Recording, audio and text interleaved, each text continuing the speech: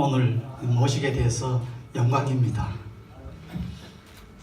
우리 인류의 문명을 크게 이렇게 나누면은요, 물질 문명하고 정신 문명, 이렇게 큰 두 개의 수레바퀴로 나눌 수가 있습니다. 그런데 이게 바퀴 있는 것은요, 이게 똑같아야 바로 갑니다. 바퀴 중에 하나는 크고 하나는 작아 보세요. 이 운전을 아무리 잘해도 삐딱하게 갑니다. 자꾸 옆으로 나갑니다. 그래서 우리 현대 문명은 이 물질 문명이라 하는 게요, 하루하루가 빠르게 이게 빨리빨리 발전을 합니다. 그런데 이 정신 문명은 이거 따라오지를 지금 못합니다. 그래서 사회학에서는 이것을 문화재체 현상이다, 이렇게 말씀을 하는데요. 그래서 오늘날 우리 사회는 커다란 지구에 바퀴가 각각 다른 이런 바퀴를 달고 달리는 거하고 비슷합니다. 그래서 이 물질은 옛날보다 풍족해가지고 아주 행복한 것 같지만은 오히려 그 속에 더 큰 불행이 숨어 있을 수가 있습니다. 그래서 항상 이걸 유념해야 되는데요. 그래서 이 운전을 바로 하려고 그러면은 이 작은 바퀴, 이 정신문화의 바퀴를 빨리 키워야 됩니다. 키우려고 그러면은 이 성인을 본받아야 되는데요. 이 성인이 우리 정신세계의 제일 위에 계신 분이기 때문에 그분한테 배워가지고 이 정신의 바퀴를 빨리 키워야 됩니다. 그렇지만 이 성인은 지금 못 돌아가시고 안 계시니까요, 그분이 남기신 글이나 어떤 행적이나 이런 걸 통해서 그분들의 정신세계로 이제 들어가야 되는 겁니다. 오늘 제가 말씀드릴 유학의 수기치인 이런 제목으로 이제 말씀을 드리는데요. 제일 중요한 게 또 제일 큰 것이 내 자신입니다. 이 모든 것이 내 자신을 실험 대상으로 하기 때문에요. 이 사람들은 내가 지금 보고 느끼고 이 말하는 이놈이 나라고 생각하는데요. 착각입니다. 이게요. 원래 나는요, 아주 마음 깊숙한 곳에 숨어 있습니다. 그 대신에 욕심이라 하는 놈이 여기 주인 행세하고 있습니다. 그래서 많은 사람들은요, 욕심이라 하는 그 색안경을 쓰고 세상을 바라봅니다. 그리고 그 욕심이 하락하는 대로 헐떡거리면서 살다가 이 생을 마감하게 되는데요. 그래서 하늘로부터 받은 원래 나, 이거를 찾는 것이 굉장히 중요합니다. 그래서 이것을 유학에서는 수기, 수양 이렇게 이야기를 합니다. 그래서 수기의 목적은 원래 나, 참나를 찾고 또 참 삶을 살고 내가 진정으로 행복하기 위해서 이렇게 수양하는 것이 수기다, 이렇게 말씀을 드리고요. 그리고 그렇게 자신이 느끼고 그렇게 보고 느낀 행복을 남한테 전달하는 것, 이걸 치임이라고 이야기합니다. 부처님께서도 이런 말씀을 하셨는데요. 천상천하 유아독존이다, 이런 말씀을 하셨습니다. 그래서 이 말은 내가 이 세상의 주인이다, 이런 뜻입니다. 그래서 내가 이 세상의 주인이 되도록 노력하는 것, 이걸 유학으로 이야기하면 수기가 되고요. 또 남을 비롯한 만물 모두가 유아독존하도록 인도하는 것, 이걸 이제 치임이라고 이렇게 이야기합니다. 우리 유학하면은 전부 공자님 이렇게 언뜻 연상이 됩니다만은 공자님 이전에도 이런 수기 치인 사상이 있었습니다. 그것은 이제 윤집걸중 이렇게 이야기합니다. 논어 요할편에 보시면은 윤집기중이라 이렇게 했는데 같은 말입니다. 이 말은 윤임금이 순임금한테 자리를 선양하면서 진실로 중정의 도를 구현해가지고 세상에 펼치세요 하면서 윤집걸중 이 넉자를 부탁했습니다. 그리고 또 순임금은 오임금한테 자리를 선양하면서 그래서 조금 불안하니까 12자를 더 보채합니다. 그래서 16자를 만들어가지고 하신 말씀이 서경 우서 대오모 편에 나오는데요. 인심은 유위하고 도심은 유미하니 유정유일하여 윤집것 중 하세요 하면서 그 앞에 12자를 더 보탭니다. 그래서 여기 16자인데요. 이걸 16자 부전신법 이렇게 이야기합니다. 그래서 중중의 도를 잡으면은 이게 수기가 되고 이걸 백성들에게 베풀면은 시인이 되는 건데요. 그래서 이 말이 유학의 수기 진사상의 근본이다, 근원이다 이렇게 말씀드릴 수 있습니다. 대략 한 4,000년 전입니다. 그러니까 이게 수기 진사상이 굉장히 오래됐습니다. 그래서 유학이 지향하는 위기지학의 근본 틀로 이게 자리 잡게 되었습니다. 그리고 요순 시대가 지나고 한 1500년 후에 우리가 많이 아시는 공자님이 이제 세상에 태어나십니다.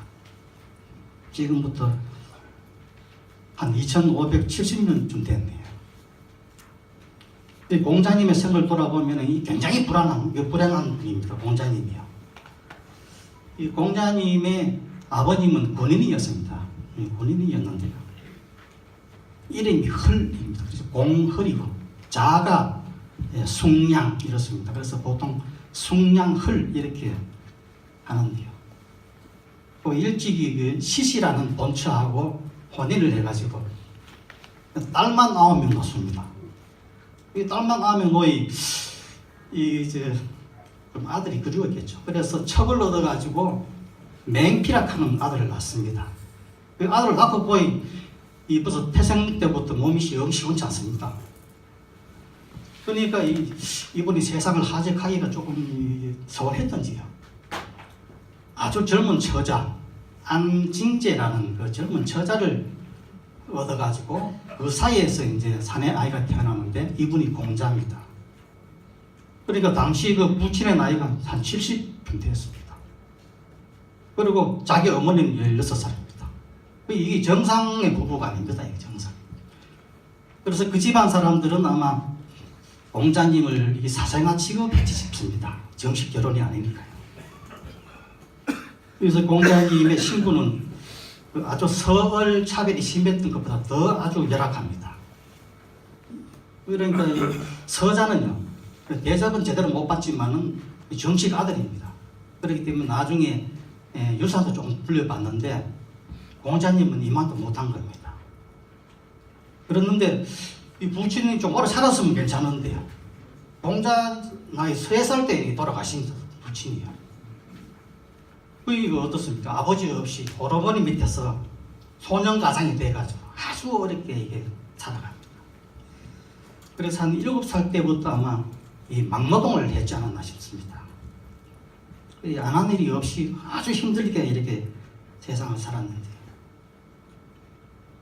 17살 때 공자님의 모친이 돌아가십니다. 모친이 세상을 떠났는데 그때까지도 이 공시 가문에서 이 공자가 제대로 자식으로 인정을 못 받습니다. 그때까지 이번에 그 무덤이 아버지 무덤이 어딘지도 모릅니다.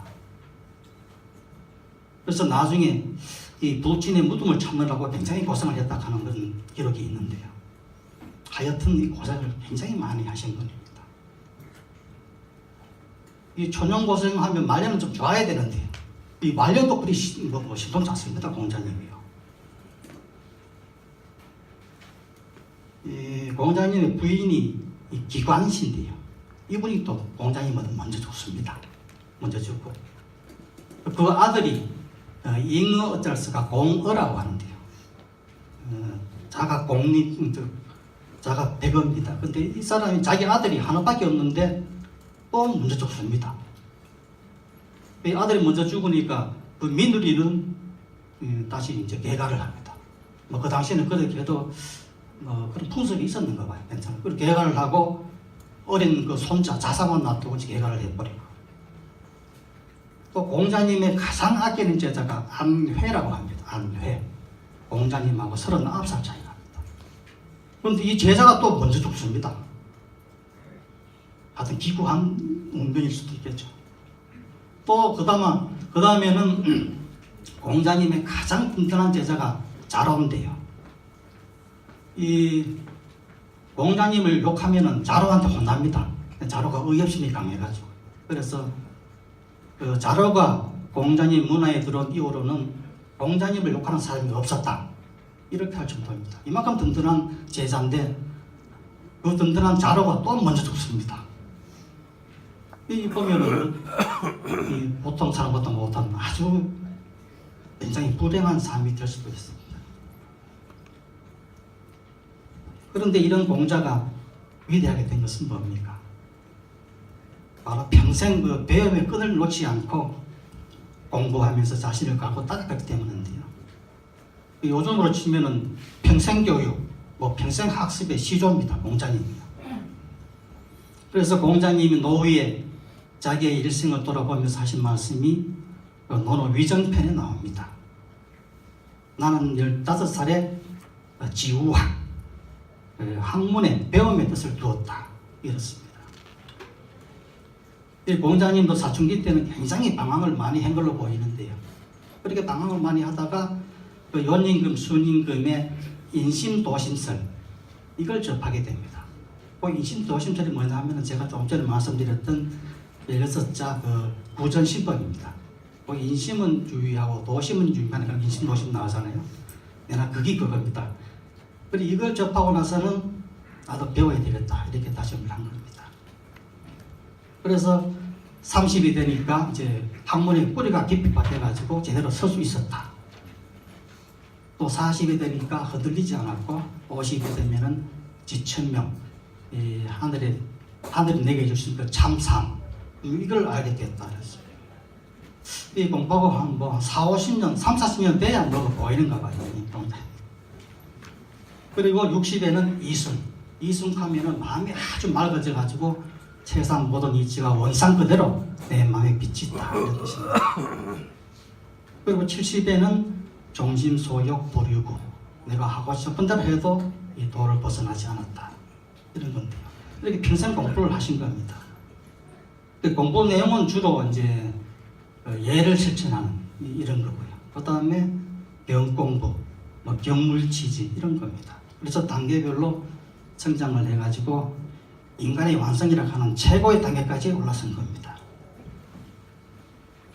그래서 공자님이 하신 말씀이 나는 이 모든 것을 배워서 알았다. 이렇게 말씀하십니다. 그래서 이게 이제 공자님의 수기치인인데요.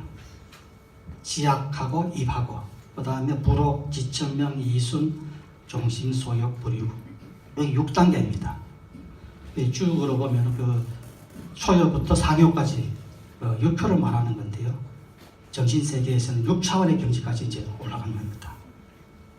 그래서 그 이후로 공자님을 대성지성 음성왕이다 이렇게 말씀 칭하면서 동아시아의 3000년 세월이라는 아주 장구한 세월의 정신세계를 지배하게 됩니다.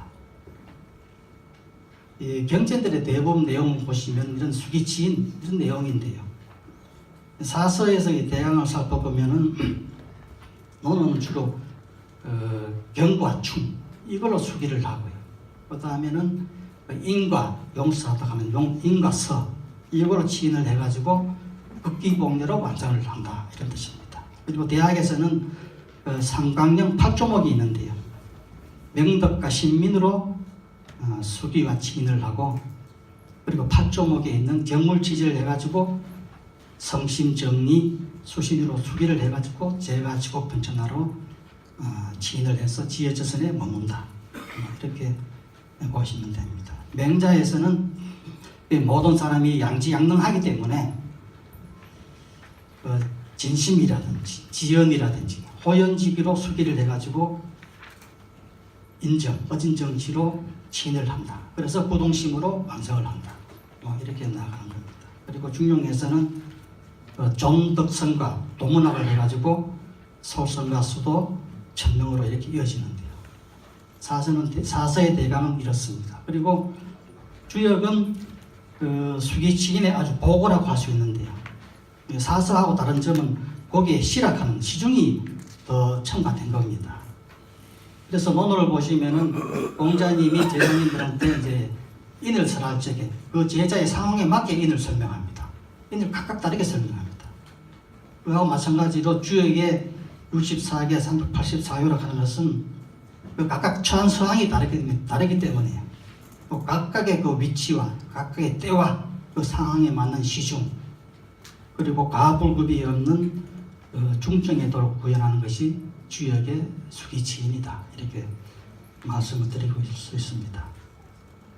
그리고 주역에서는 그 세상의 이치를 또 날로 새롭게 수기하는 과정을 통해서 숭배기 되면은 그 다음으로는 그 광업으로 이어지게 됩니다.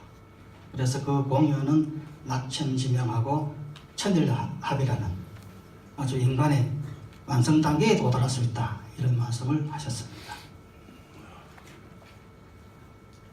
옛날에 어른들은 맹자는 여름에 읽고 논어는 겨울에 읽어라 이런 말씀을 하셨습니다. 그 맹자를 읽어보시면은요, 맹자의 논리가 아주 명쾌합니다.